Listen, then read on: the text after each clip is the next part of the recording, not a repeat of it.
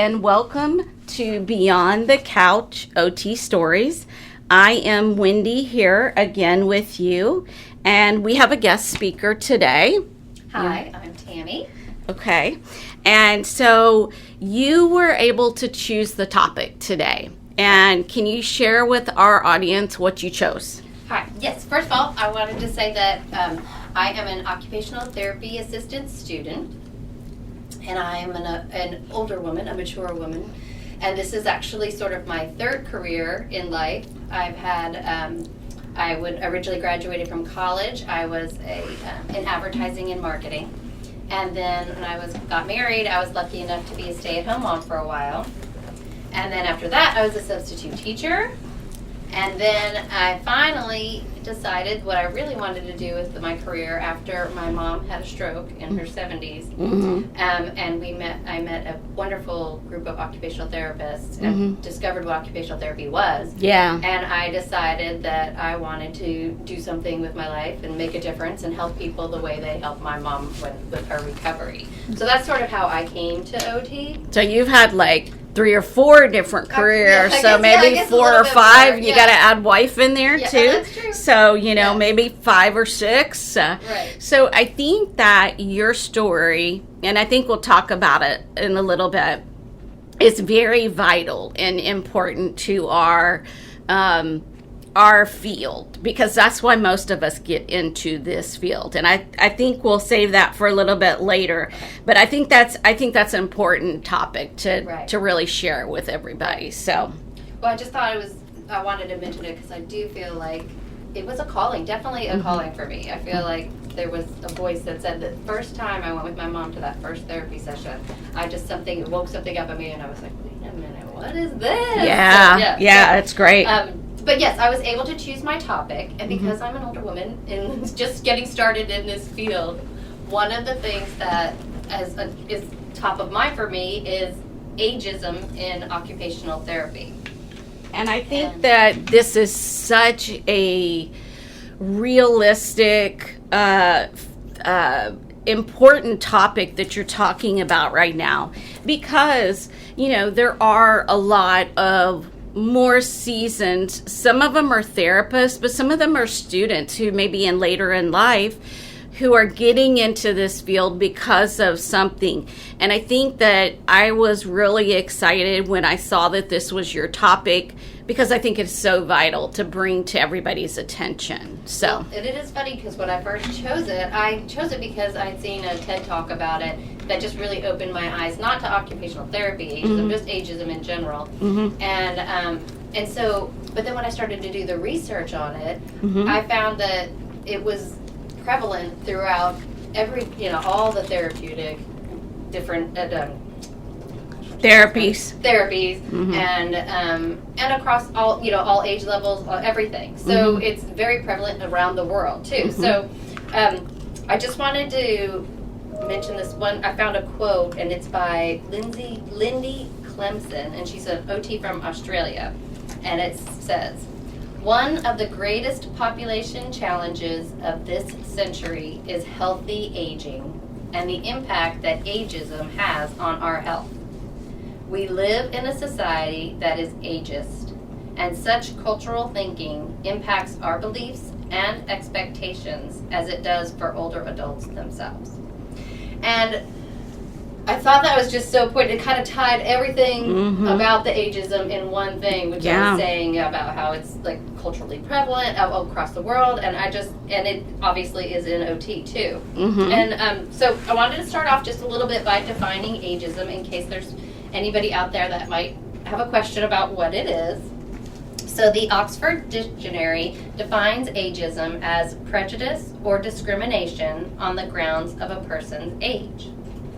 And the World Health Organization states that ageism refers to the stereotypes, which is how we think, prejudice, how we feel, and discrimination, how we act, towards others or oneself based on age. And I thought that was funny. That was a really good definition to include the oneself, because I think that, we'll talk about this a little bit later on too, about how we don't realize we're doing this against ourselves. It's It's not just other people. Yeah.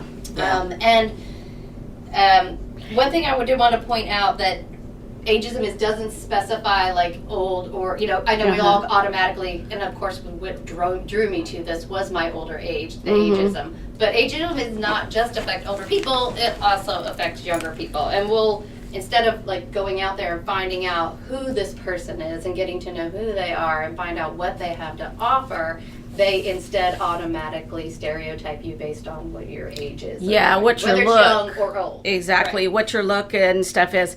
One little thing I wanted to add in this, it's funny you were talking about we live in a society that's ageist, and it got me to thinking. I saw a story on the news last night, and the FDA is actually testing a drug on that will extend the life of dogs.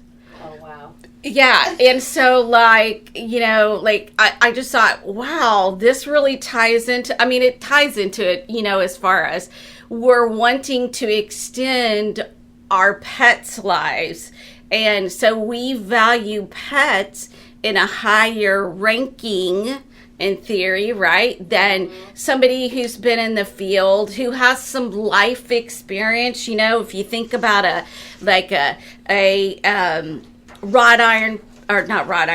cast iron, right? You have to season it, right? And then you cook on it, and then everything is good at that point.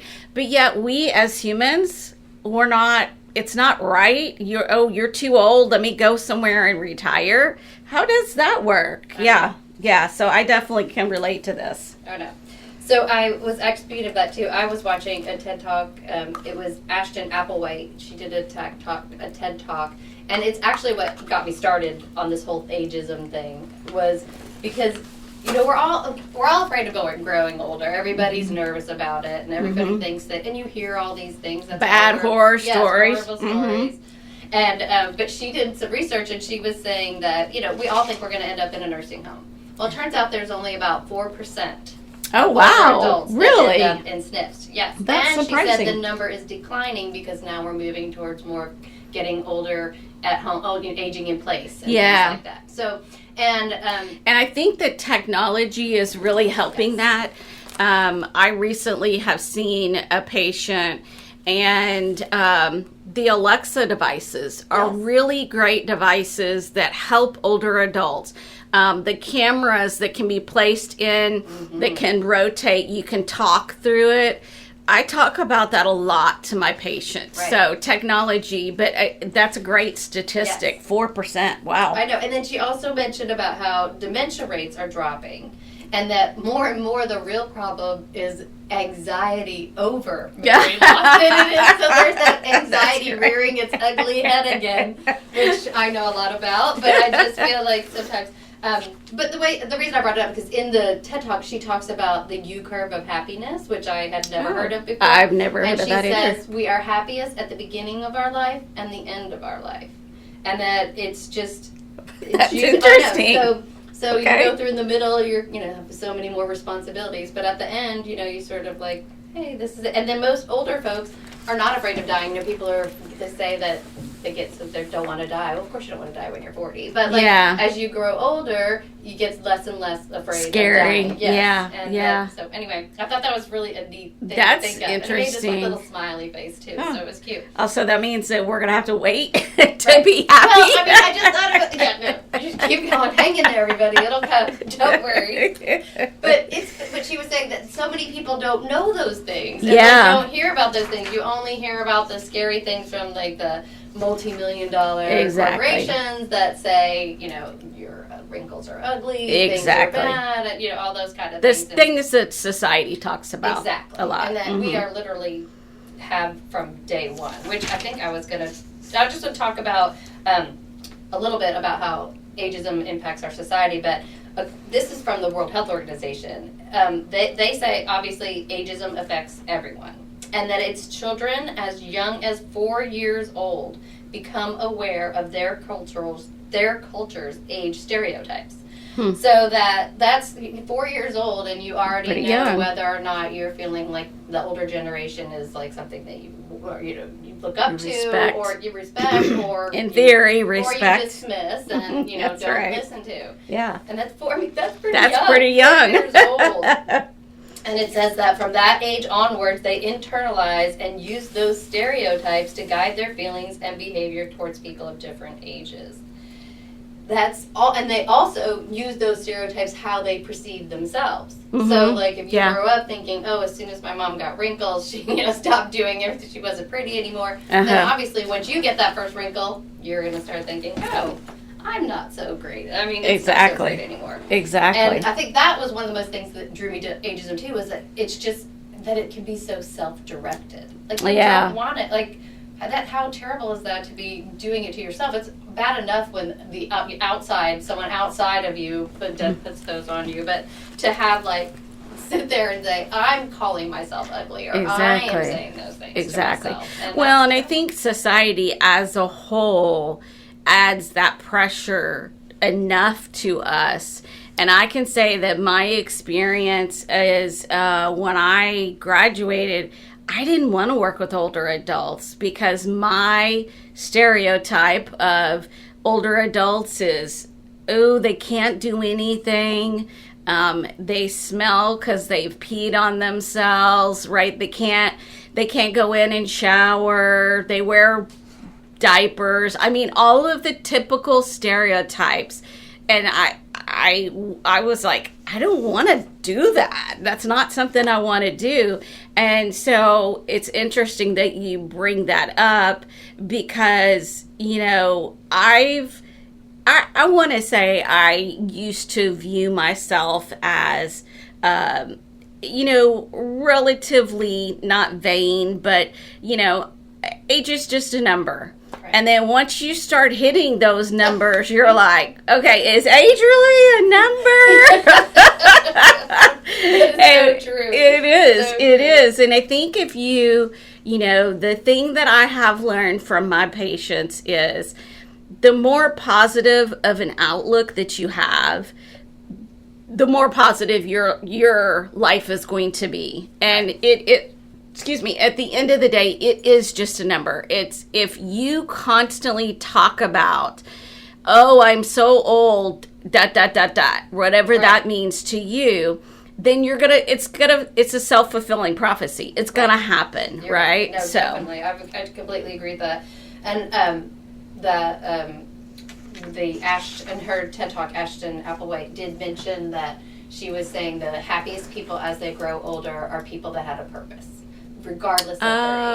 So as they grow any older, kind of keep it purpose. any purpose, whether it be work or family, however, church, whatever it was. That's great. Included it, but having a purpose really helped define happiness in the older. Well, and I think as your life trajectory, grows and changes, your purpose grows and changes. As a young adult, your purpose is to get through college or trade school, whatever it is, and then hopefully you're going to get married, or maybe you're not going to get married. Maybe you're single, and maybe you're going to have kids. Maybe you're going to adopt. Maybe that's what your focus is. And then, my husband and I are kind of on the other end of the spectrum, to where both of our kids are through college. One is still at home, but the other one is off on their own. And so then you have to reconnect, and you're like, okay, who is this person? So true. I just think that, what is the value? We're kind of getting off topic a little bit, but what is the value in that, or the purpose in that relationship? So that's interesting that you say that. Yes, that's true. And I think that we have to get to know ourselves again, too. Oh, yeah, because you're not the same as you are when you're 15, 20. This is a little off topic, too, but when I was reading, but it does kind of tie in with ageism in general, when two siblings that are raised in the same house, how they have different experiences with their parents, because they're literally raised by two different sets of parents. My sons are 7 years apart, so I was a total stay-at-home mom, involved in the school 100% for my older son. Mm-hmm. Now my younger son, I've been going back to school. I had to do some prerequisites to go back to school, so I have been in this whole school mode for him. So there is not mom at home every time he gets home. And he's older, he's fine. But I think it is a different, his experience with me is going to be different from my older son's experience with me. Do you hear them discussing that? The difference not between yet, anything? No, but I think, it's still relatively new. I've only been in school for a couple of years. So I think but I do think it will later on when they grow up and, they start reminiscing about how this, that, or the other. When we were young, and I think one of my sons will be like, "Oh, my mom never made dinner." Oh, that's will great. Be like, "Oh, we got dinner every night. Yeah, sat at the table." Yeah, and like, "Oh, that's interesting." So it'll be funny to see how they turn out. But okay. So anyway, I do want to talk about one thing about ageism that obviously we just talked about how we view ourselves, but it also can create a disparity between generations. So obviously we don't want to do that. We want the old and the young to value each other and to know that they are bringing what they're both bringing to the table. And then ageism affects our health. It affects our longevity and affects our well-being, which obviously then in turn can affect economic consequences too. Mm-hmm. Ageism is associated with earlier death by about 7.5 years. Poor physical and mental health, and slower recovery from disability in old age. Mm-hmm. And then ageism, if you think you're old, obviously you're going to be like, oh, I'm 80. Who cares if I smoke? Who cares if I drink? Exactly. Who cares if I don't eat? I already got 1 foot in the grave. I got 1 foot in the grave. I don't have anything left over. So that could also lead to riskier behaviors. So I think that is also is something I just wanted to mention real quick. And I can't say, I don't want to say I'm guilty of this, but I am guilty. When my mother-in-law was 92 years old, when she just wanted to eat sweets. I think at 92, you should be allowed to do that. At that point, you should be allowed to do whatever you want to do. That's true. I agree. 90, sure. 80, you still got some time. Yeah, exactly. And especially the way the aging is increasing. That is, everyone now they're saying that this generation of children is probably going to live into their hundreds. Wow. So who knows what's going to happen. But, and obviously, ageism is everywhere, which is one of the things that brought me to this topic, that it's not only in our institutions, but it's also in ourselves. It's in politics. It can be in the old and the young. And it can be people like they're patronizing the older people patronizing the young, or the young dismissing the old. So that's kind of what I think. And then ageism also has been shown to cut our work lives short. So that then has personal and economic repercussions across the board for those, if you have to retire when you're 65, that's still like another, my dad has all his faculties. He is 80s, he's in his 80s, and he is doing great. He retired when he took early retirement at 60. Yeah. And I just think that's probably another 10, 15 years he could have stayed there and really contributed. But at the same time, I think about, because I'm closer to, retirement, I think about, okay, so when I retire, what do I do? Because I was a little bit later in my career process, and we'll talk about that in a little bit, I think the idea of retiring is a great idea.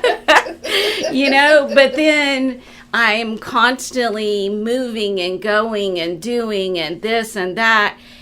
I don't know that I would be able to, not have the purpose that you were talking about.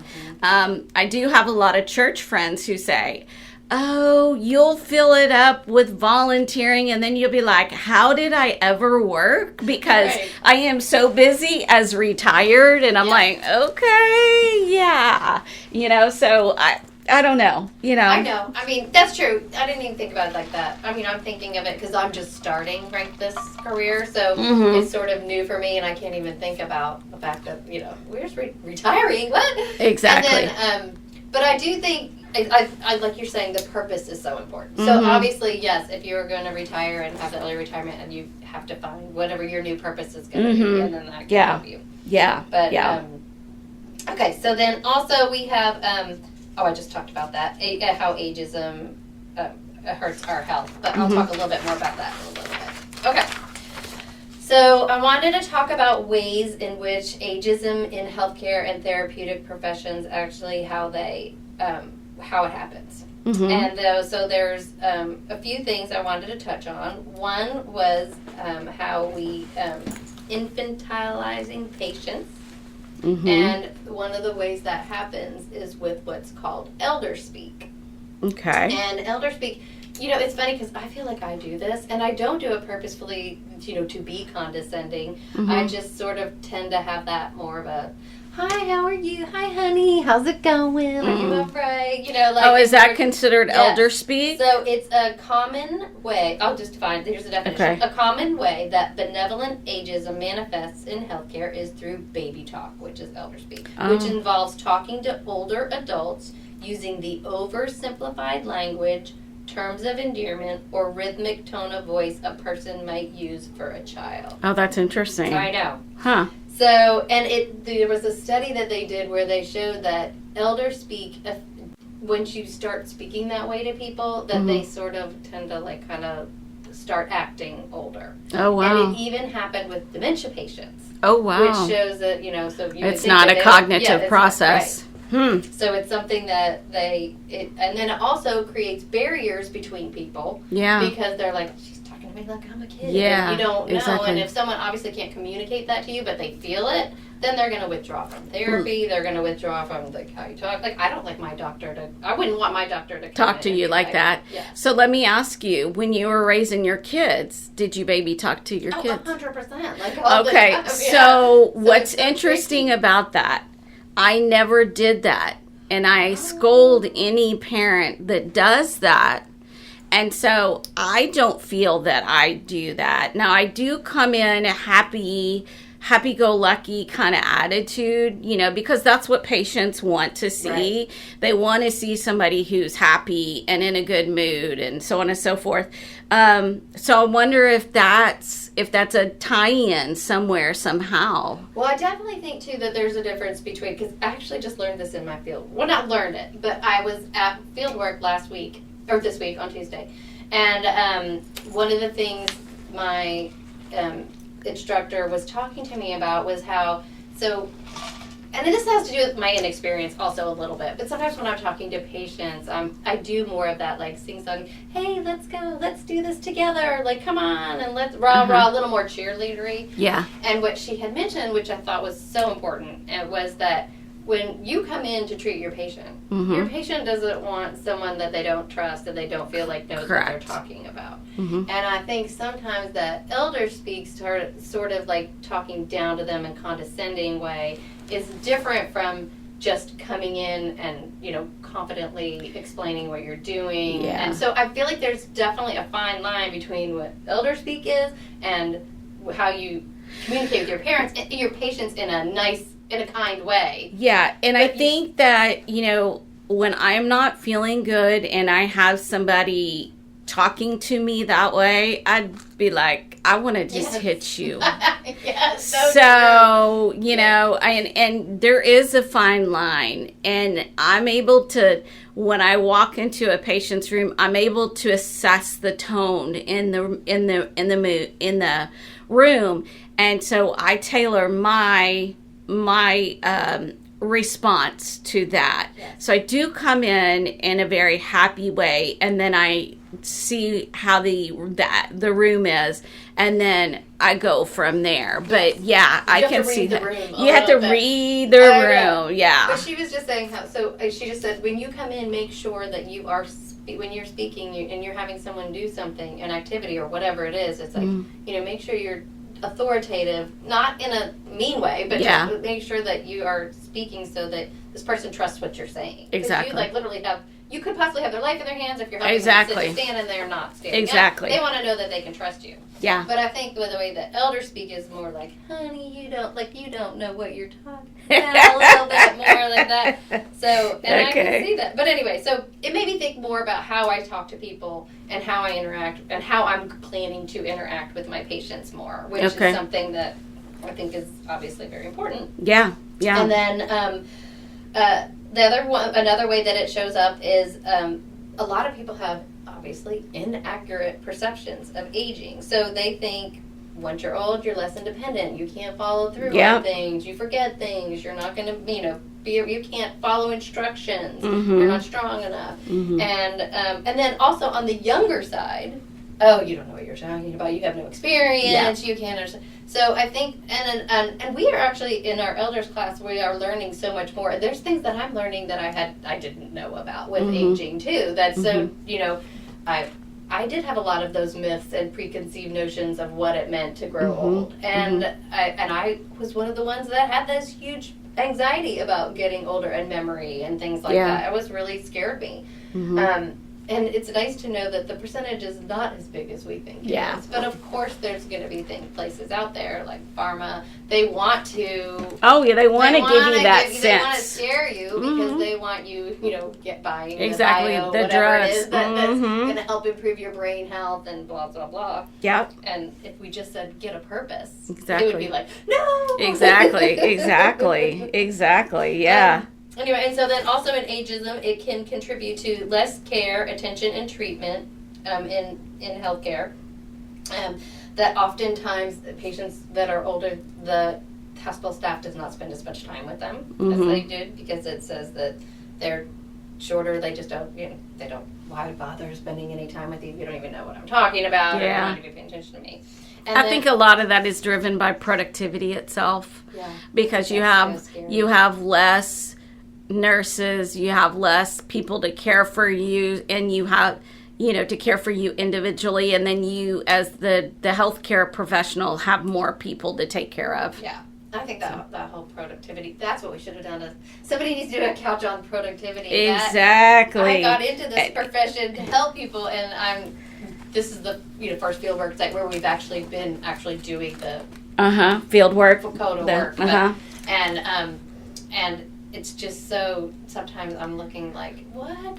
I want to spend time with because that was the other thing I got a little, not a ding, but she just gives me good pointers. She's like, that's not anything that you should know, but just so you going forward when you're practicing by yourself, you really have to watch the time. Exactly. So it's all watching the time. We were doing some fun exercises and I was not paying a lick of attention. She's like, Mrs. We're So-and-so done. needs to go. Exactly. And I said, oh, sorry. Yeah. And she's like, but it was so, that's something to think about that. And I went home a little depressed that day, I'll be honest, because I thought, oh man, that was a huge part of what I got into it for. But, okay, so let me stop you right there. It is, that's an experience thing. So you can have that connection and that meaningful relationship that you're wanting. So, for example, I come in and how are you? And that tells me if they're having pain. My company that I work with, I have to ask a specific, all of these 10 different questions. I have to measure their ankles. Right. And so I'm touching base with them while I'm taking their blood pressure and their oxygen and their temperature. So that's a time to be able to connect. And then we're going to do this, and this today. So I'm still talking to them and I'm getting that bond and that rapport. But then it's like, oh, okay, yeah. So let's wrap it up here, and then boom, you're out the door. Yeah. And so that's what most students, they struggle when you go to fieldwork too. They struggle with notes and time management. That is 100%. Yep, Yay. Exactly. Okay, so now that we're talking about occupational therapy, that kind of brings me into my next topic about ageism is actually ageism in occupational therapy. Mm-hmm. And I know I've talked about this a lot, but ageism is a bias.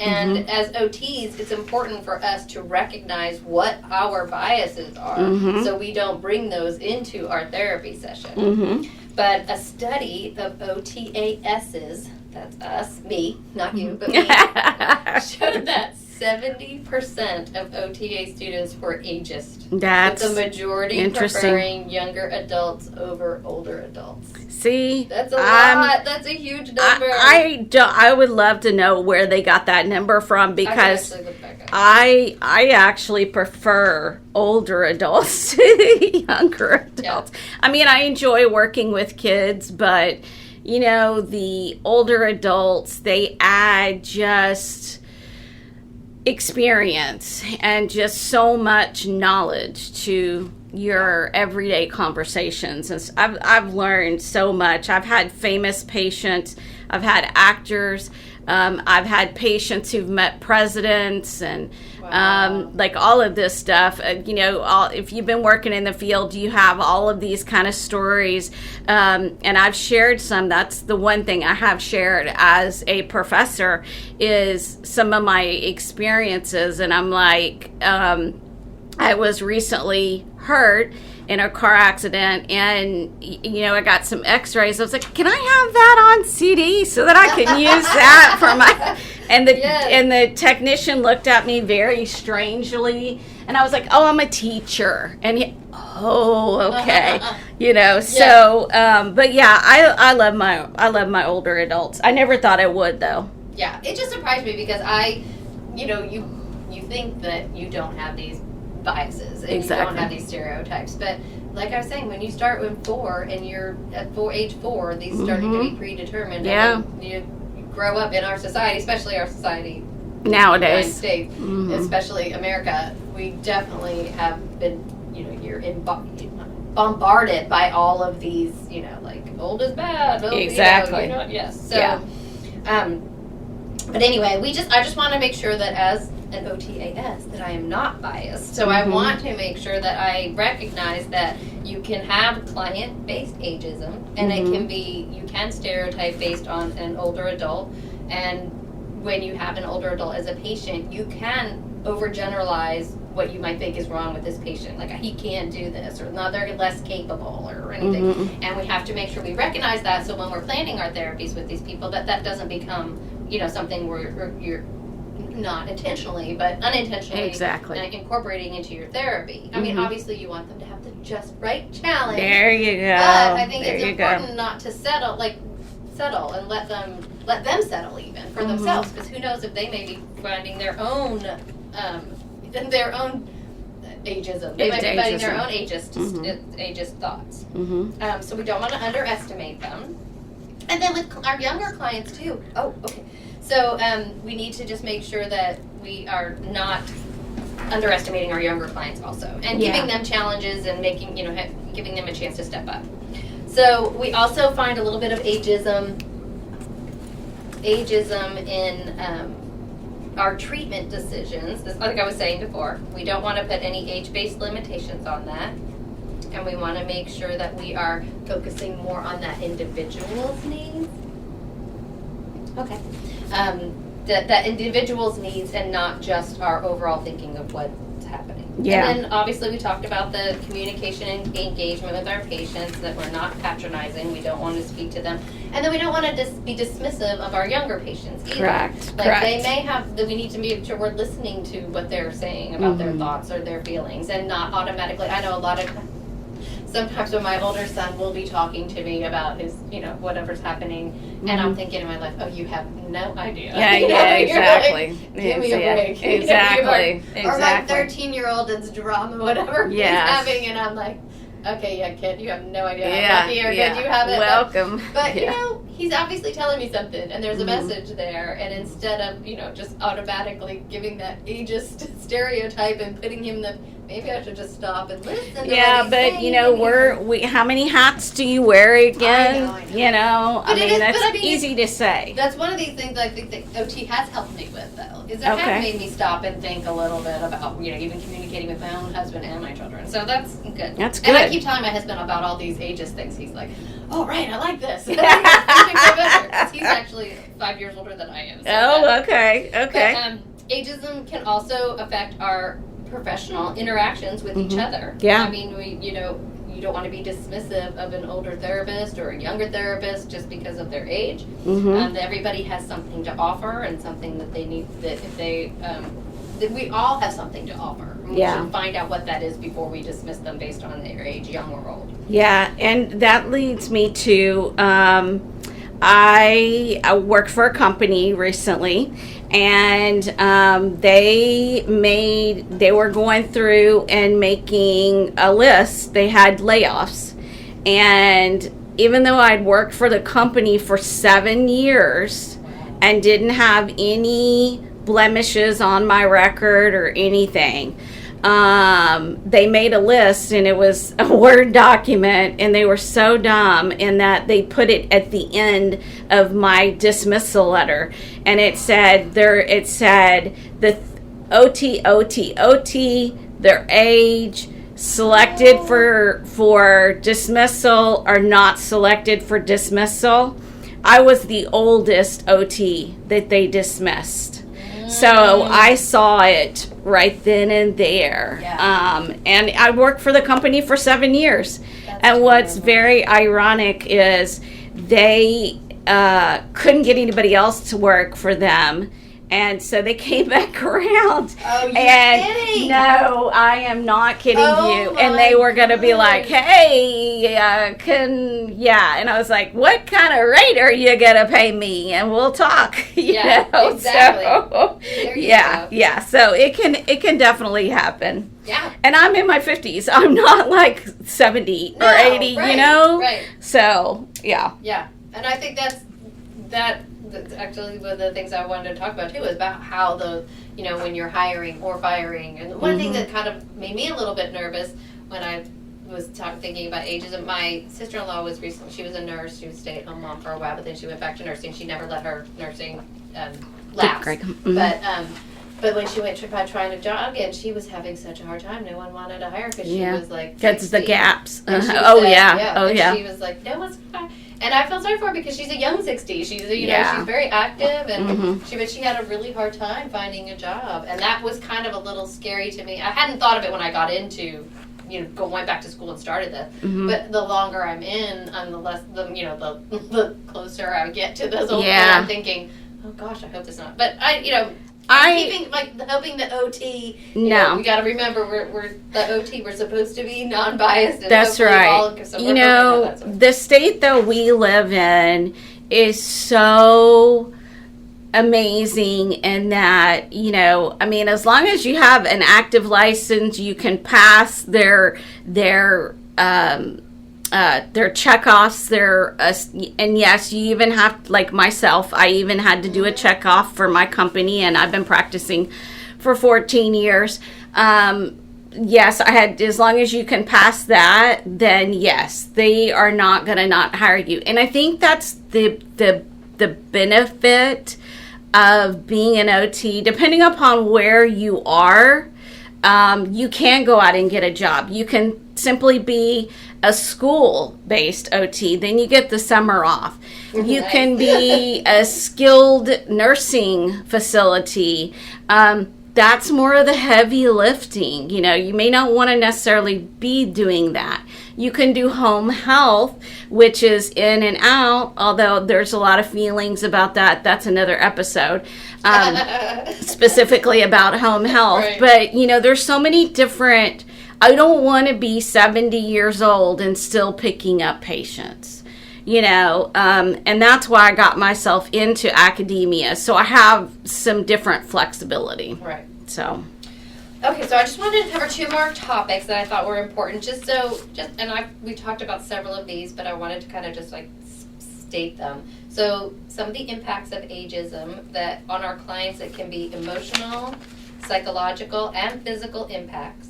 they can have these ageist attitudes can lead to less personalized or effective care, and which would actually negatively affect their outcomes. It also can affect, decrease motivation and engagement for our patients. Like, we need these patients to be engaged. We need them to care and want to get better. That's a huge part of what we are doing to encourage their independence and get them back to their previous level of function. So that is so important. And if they don't think you're listening, or they don't think that you hear them, then they're not going to participate. Why would you? Well, and I think a lot of therapists get into this mode of, I'm just here to do a job, and let me sit and document instead of actually interacting and listening to that individual. And then obviously for ourselves, we just want to make sure that ageism can decrease our job satisfaction and also our professional relationships. So those are all things that we need to be aware of. And then the last topic I wanted to discuss was just strategies for addressing ageism. Okay.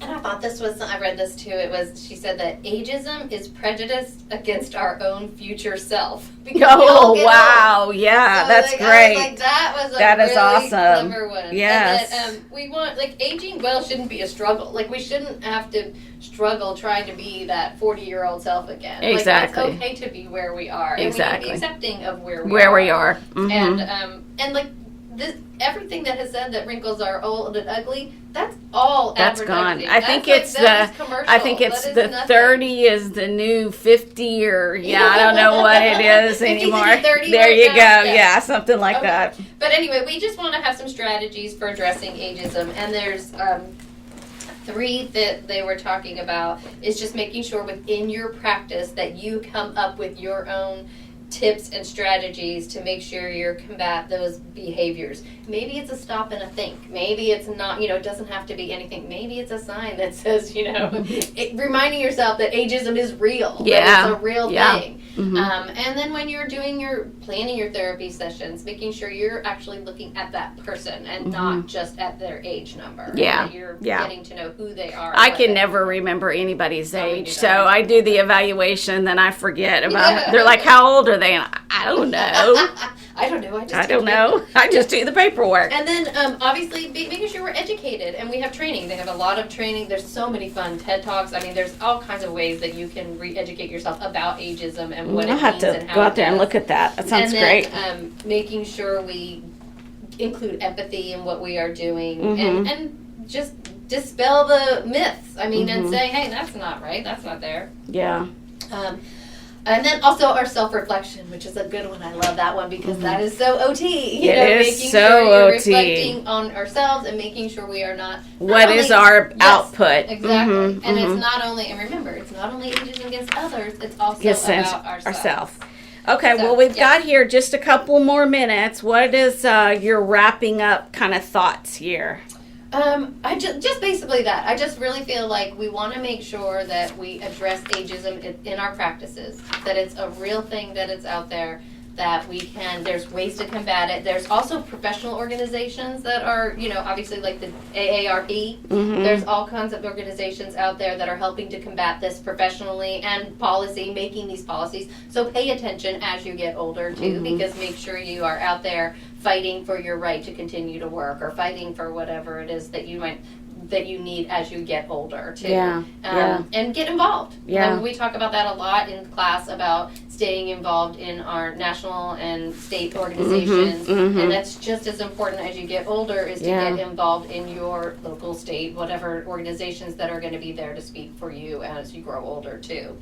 And then making sure that we I love this too, is integrate the different generations. Spend more time with different generations. Maybe plants. I think there was a study that they did where they brought a group of young people to a nursing home, and then they started to introduce these were like school age kids, and they went to the nursing home, and they brought them in and out for like several weeks at a time, and by the end you had like 2 guys, the little kid that didn't have a lot of friends, and an older man that never was didn't get involved in the activities, and by the end they were like little best friends. I love it. So I'm just saying, I think that's important, that we continue those intergenerational relationships. There you go. Yeah, that was a hard one. Yeah, that one is. And then we just keep our client-centered approach, that we look at our clients. Oh, that's most important. And not about the number of their age, regardless of it's old or young. So yeah, that's about awesome. It. Okay, well, thank you so much, Tammy. Thank you for having me. I appreciate all of the wealth of knowledge that you brought to this, and I hope everybody enjoyed this.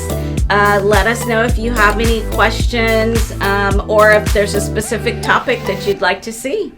Thank you.